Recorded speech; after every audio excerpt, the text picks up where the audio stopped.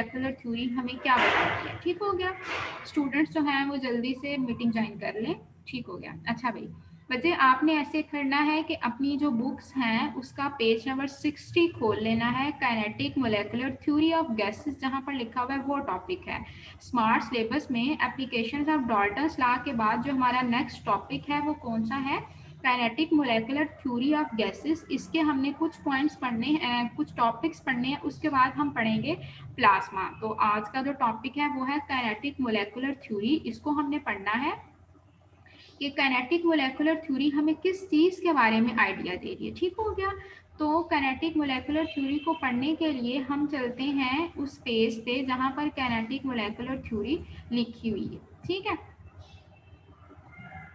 अच्छा, first year जो उसके पॉइंट्स थे, जो मैंने स्लाइड थोड़ा सा उसको मॉडिफाई करके लिखा था, वो मैंने आपके साथ व्हाट्सएप पे शेयर कर दिया है। अब जो है आपने उसको वैसे ही पॉइंट्स बना के क्या कर लेना है याद। अब आप आ जाए इस पेज पे जहाँ पर लिखा हुआ है kinetic molecular theory of gases. ठीक हो गया। अब कहते हैं द बिहेवियर ऑफ गैसेस, ये जो पास्टुलेट्स हैं ये वैसे भी रीड ही करने वाले हैं, इसमें कोई खास इतनी बात नहीं है। सारी बातें मैं आपको बता दूं कि यहाँ पर जितने भी पास्टुलेट्स हैं, एक दो पास्टुलेट्स के अलावा सारी बातें वो हैं जो हमने पहले पढ़ी हुई हैं। जब हमने चार्ल्स लॉ पढ़ा था, जब हमने एवोगाड्रोस का लॉ पढ़ा था, जब हमने डाल्टन्स लॉ पढ़ा था, जब हमने बॉयल्स लॉ पढ़ा था, तो हमने ये सारी की सारी चीज़ें पहले डिस्कस की थी गैस के बिहेवियर के बारे में। ठीक हो गया बच्चे। तो हमने क्या करना है कि कुछ पॉइंट्स हैं जो मैंने आपके साथ व्हाट्सएप पे शेयर किए हैं, कुछ स्लाइड्स हैं जो मैंने आपके साथ, एक स्लाइड ही थी जो मैंने व्हाट्सएप पे शेयर की है। ठीक हो गया। अब वो स्लाइड वो है जिसमें हमने वही बातें जो अभी डिस्कस करनी है वही हमने दोबारा से डिस्कस की है। अच्छा, अब आपने क्या करना है कि उसी स्लाइड को देखें, उस स्लाइड को देख लें। व्हाट्सएप पर भी मैंने सेंड कर दी है कुछ देर पहले, क्योंकि मैंने अभी इससे पहले फर्स्ट ईयर ब्लू का लेक्चर लिया तो तब मैंने शेयर किया। ठीक है। तो कहता है कि जो सबसे पहली बात बच्चे आपने एमसीक्यू याद रखना है। एमसीक्यू आता है, अक्सर आ जाता है डिफरेंट टेस्ट में, एमसीक्यू आता है कि काइनेटिक मोलेकुलर थ्योरी किस साइंटिस्ट ने प्रेजेंट की थी और किस ईयर में की थी। तो 1738 में बर्नौलिस एक साइंटिस्ट था जिसने क्या किया था, kinetic molecular theory of gases present की थी। ठीक हो गया बच्चे। तो आप अपनी बुक पे अंडरलाइन कर लें, Bernoulli's 1738 put forward kinetic molecular theory of gases. ठीक है। अब जो नेक्स्ट बात आपने याद रखनी है, वो अगली बात ये याद रखनी है कि 1857 में एक साइंटिस्ट का क्लासियस, उसने जो है काइनेटिक इक्वेशन दी थी। अब काइनेटिक इक्वेशन जो है वो आपने स्क्रीन पे देखना है। ये जो इक्वेशन नजर आ रही है ना आप सबको, इक्वेशन नंबर 13 जहां पर लिखा हुआ है P V is equal to 1/3 mc²। ये इक्वेशन जो थी क्लासियस ने दी थी 1857 के अंदर। हमने नेक्स्ट जो टॉपिक है इसमें क्या करना है, इसको यूज, और हमने इससे बॉयल्स लॉ को भी पढ़ना है, चार्ल्स लॉ को भी पढ़ना है, एवोगाड्रोस लॉ को भी पढ़ना है। ठीक हो गया। तो हमने ये सारे लॉस इस इक्वेशन को यूज करते हुए पढ़ने हैं। अभी हमने सिर्फ ये बात पढ़ी है कि क्लासियस ने 1857 में काइनेटिक इक्वेशन दी थी और उससे उसने क्या किया था, गैस लॉ को डिड्यूस कराया था। गैस लॉस जो थे वो हमने निकालने हैं। हमारे गैस लॉस कौन कौन से हैं फर्स्ट ईयर, बॉयल्स लॉ है, चार्ल्स लॉ है, एवोगाड्रोस लॉ है। ठीक हो गया। अच्छा, तो ये दोनों बातें जो हैं पॉइंट्स की फॉर्म में आपने याद रखनी है। अब जो तीसरी बात है वो ये कहता है कि एक साइंटिस्ट था मैक्सवेल। मैक्सवेल ने क्या किया था, मैक्सवेल ने लॉ दिया था, law of distribution of energy velocities. आपने ये बात याद रखनी है कि किस साइंटिस्ट ने किसके बारे में काम किया था। तो 18 इस यहाँ पर उसने डेट नहीं बताई हुई, उसने सिर्फ इतना बताया कि 1857 में जो मैक्सवेल था उसने क्या किया था, वेलोसिटीज के बारे में लॉ दिया था। उसने कहा था कि जिस मॉलिक्यूल की जो वेलोसिटीज होंगी वो क्या होंगी, ग्रुप्स के फॉर्म में सेम होंगी। वो कहता है Maxwell presented the law of distribution of velocities according to him.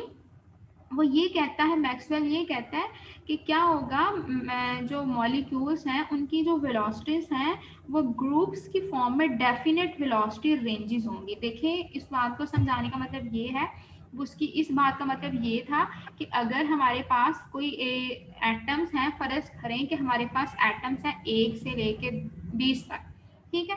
अब वो कहता है कि इनमें एटम्स ने क्या बनाए हुए हैं, ग्रुप्स बनाए हुए हैं, और उन ग्रुप्स के अंदर एटम्स की जो वेलोसिटीज है, अब डेफिनेट, यहाँ पर बच्चे उसने वर्ड लिखा है डेफिनेट वेलोसिटी। डेफिनेट वेलोसिटी मतलब है कि थोड़ी बहुत वेलोसिटी इनकी मैच कर रही है, कुछ एटम्स की जो वेलोसिटीज है आपस में थोड़ी बहुत क्या कर रही है, मैच कर रही है।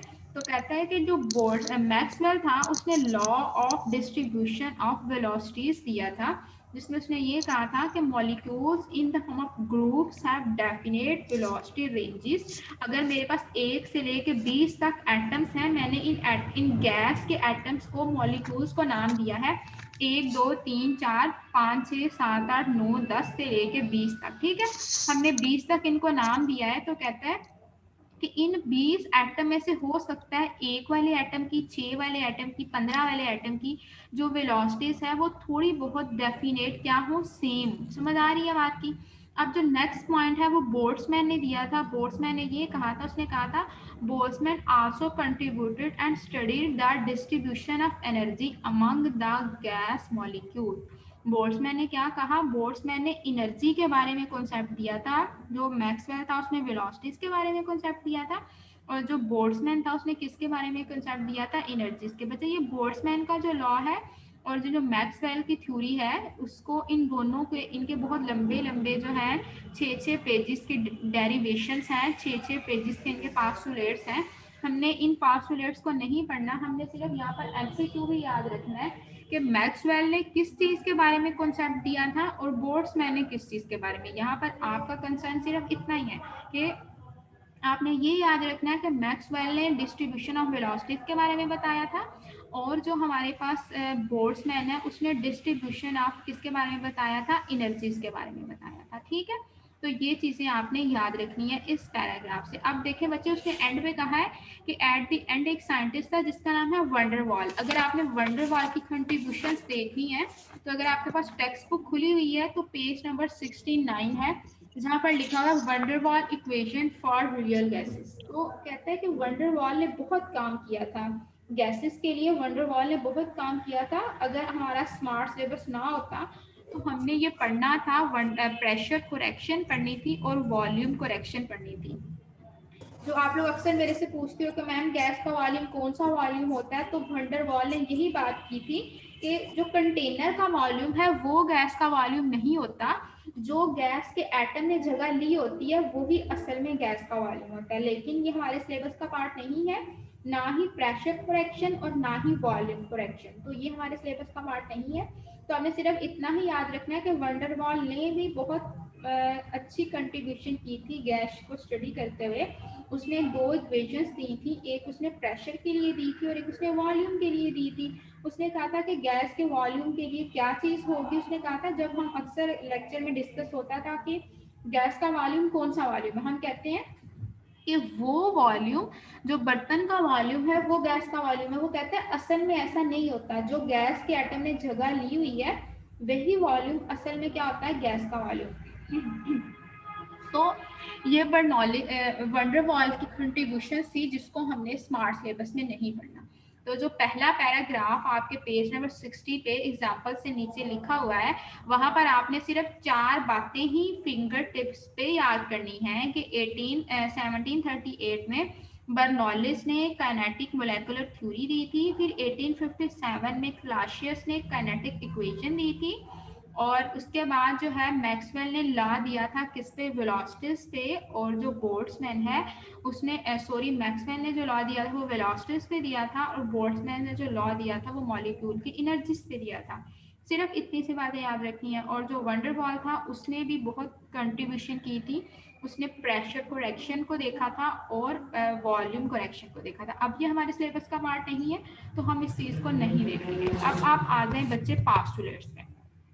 स्क्रीन पे आप सबको पास्टुलेट शो हो रहे हैं ना। पहला जो पास्टुलेट है, अगर हम इसको लाइव भी पढ़ते तो हमने पास्टुलेट्स को पढ़ना ही था, क्योंकि ये आसान से पास्टुलेट्स हैं। ये वो पास्टुलेट्स हैं जो हमने पहले भी पढ़े, हमने पहले भी ये बिहेवियर देखा हुआ है। ठीक हो गया।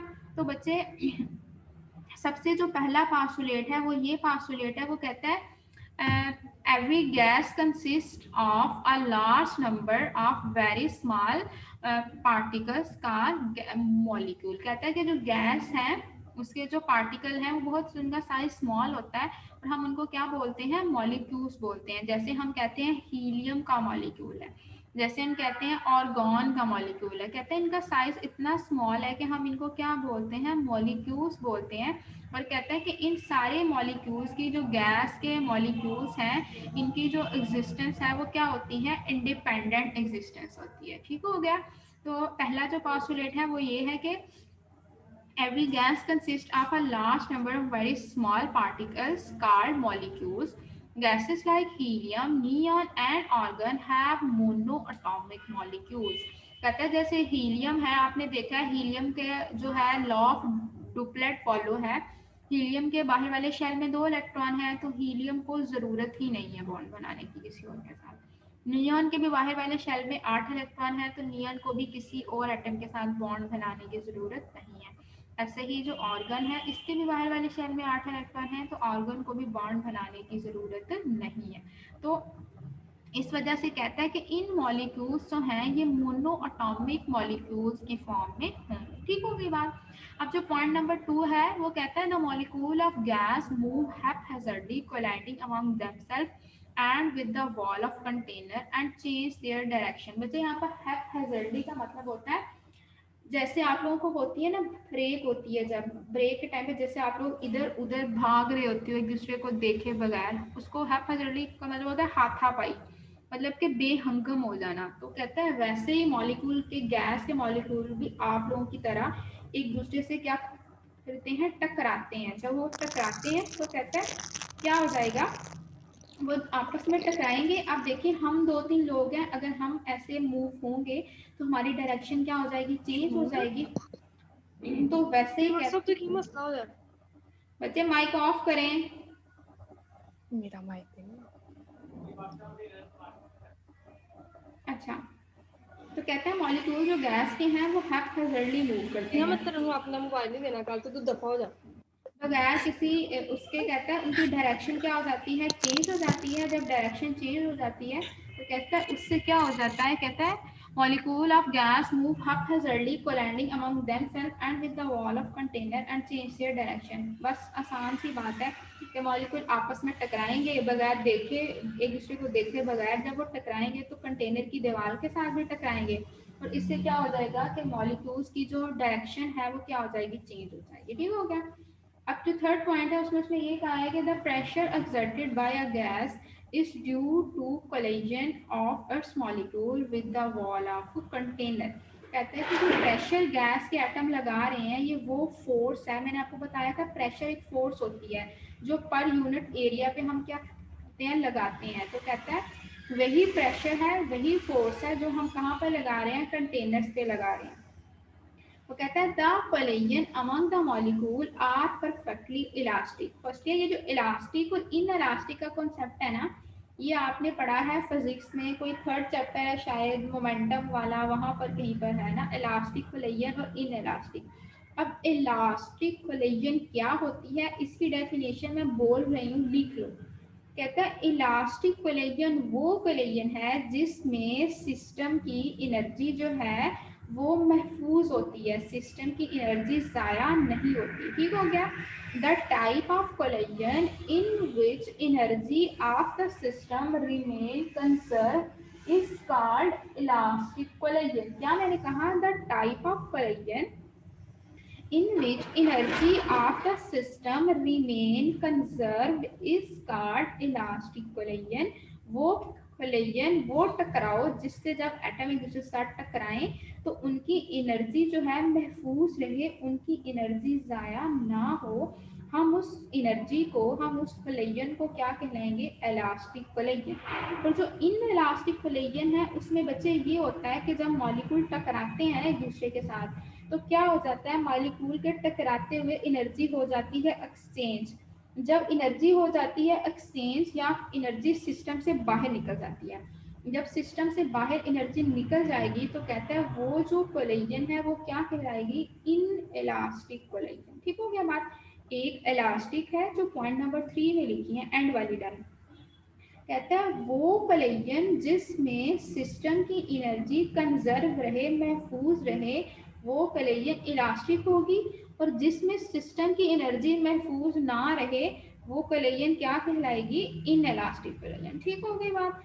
अब जो चौथा पॉइंट है वो ये है कि ये हमने पहले भी पढ़ा हुआ, जब गैस की प्रॉपर्टीज को पढ़ा था तो ये पॉइंट हमने पहले भी पढ़ा था। The molecule of gas are widely separated from one and other and there are sufficient empty spaces among themselves। कहता है मॉलिक्यूल क्या करते हैं, किसी के साथ टकराते हैं, कहते हैं टकराते तो हैं लेकिन कहता है उनमें जो स्पेसेस हैं वो बहुत ज्यादा होती हैं। कहता है वाइडली सेपरेटेड, मतलब कि एक एटम का दूसरे एटम से 300 टाइम्स डिस्टेंस जो होता है वो ज्यादा होता है। ठीक हो गया।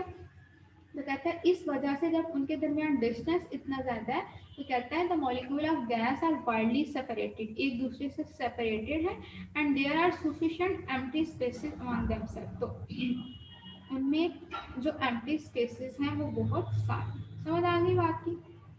अच्छा, अब जो पांचवा पॉइंट है वो हम क्योंकि ये पास्टुलेट पढ़ रहे हैं आइडियल गैस के लिए, तो molecule of gas have no force of attraction for each other.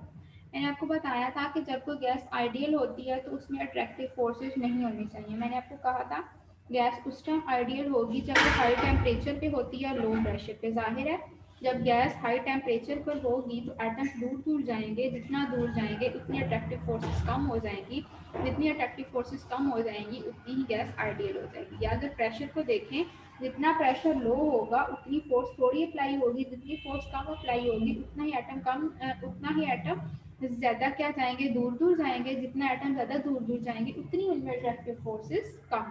ठीक हो गया। तो ये पॉइंट है, इसने कहा है कि कोई गैस अगर आइडियल है तो उसके दरमियान अट्रैक्टिव फोर्सेस नहीं होनी चाहिए एक दूसरे के लिए।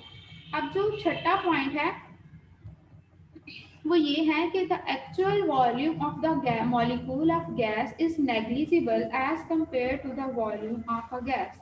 अब यही बात है जिसको हमने बहुत दफा डिस्कस किया, वॉल्यूम क्या होता है, वॉल्यूम क्या होता है। वो कहते हैं अगर असल में देखा जाए ना तो गैस का वॉल्यूम वो वॉल्यूम है जो गैस के एटम ने ऑक्यूपाई किया।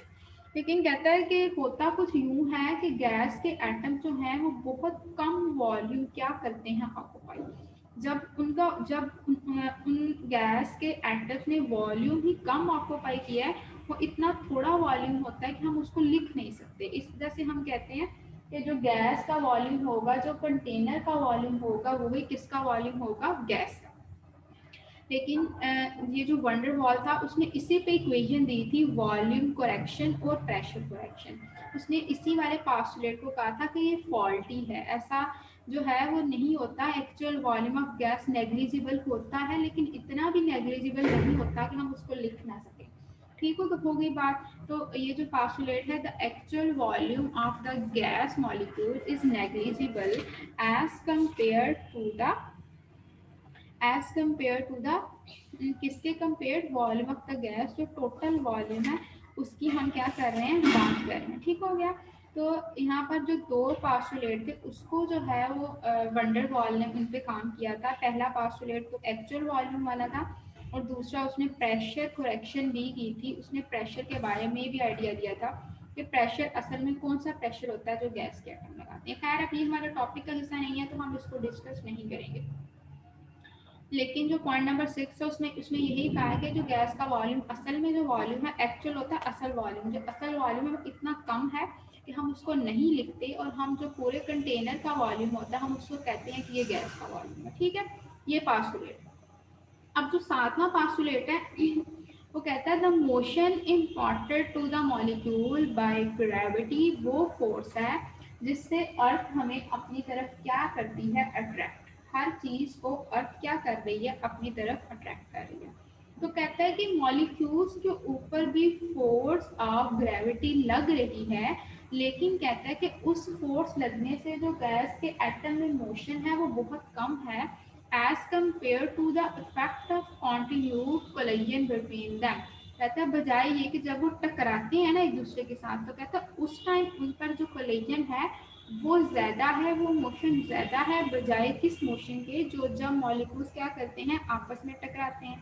अब आप मेरे से ये सवाल पूछेंगे कि मैम अर्थ का तो मास ज्यादा है, वैसे एक बच्चे ने पूछा भी है कि अर्थ का जो मास है वो बहुत ज़्यादा है, तो ग्रेविटी की फोर्स भी ज़्यादा होनी चाहिए, तो मोशन भी ज़्यादा होना चाहिए। बच्चे ऐसा नहीं है, जिस जगह पर आप बैठे हैं, जो जगह आपने ऑक्यूपाई की हुई है, जितनी फरहीन बच्चे क्वेश्चन जो हैं वो थोड़ी देर बाद करते हैं, पहले टॉपिक को मुकम्मल करते हैं फिर क्वेश्चन करते हैं, ठीक है। तो हमने क्या कहा, हमने कहा कि जो मॉलिक्यूल्स का मोशन है ये वो मोशन है, उसने कहा एक तरफ फोर्स ऑफ ग्रेविटी लग रही है, लेकिन कहता है जो ग्रेविटी की फोर्स है उससे जो गैस के मॉलिक्यूल में मोशन प्रोड्यूस हो रहा है वो वीक है, उससे मोशन थोड़ा प्रोड्यूस हो रहा है। लेकिन जब मॉलिक्यूल आपस में टकरा रहे हैं तो उससे जो मोशन है वो ज्यादा प्रोड्यूस हो रहा है। क्या सेंटेंस लिखा उसने कहा, the motion imparted to the molecules by gravity is negligible as compared to the effect of continued collision between them, क्योंकि आपस में तो वो हर टाइम क्या करते हैं, टकराते हैं। जब वो हर टाइम क्या होंगे, टकराएंगे, तो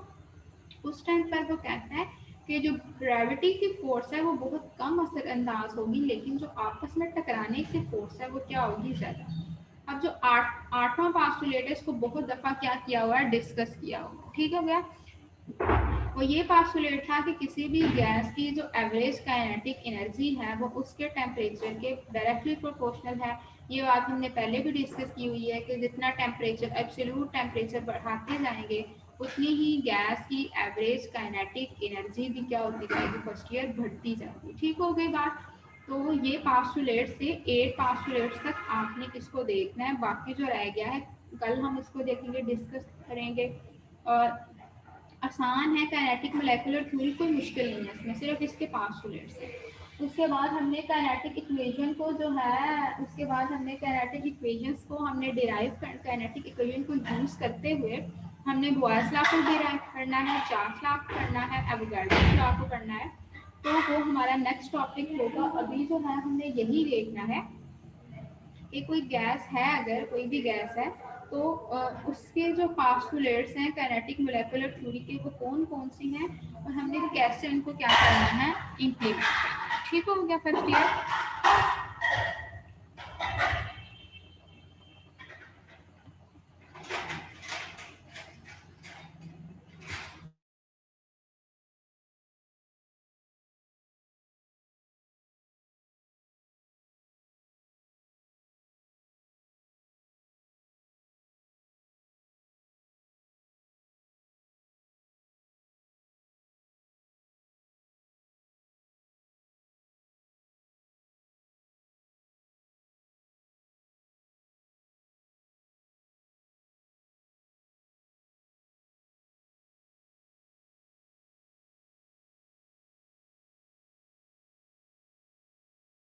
बच्चे फर्स्ट ईयर मैंने आप लोगों को जो है अनम्यूट कर दिया है, आप क्वेश्चंस पूछ सकते हैं।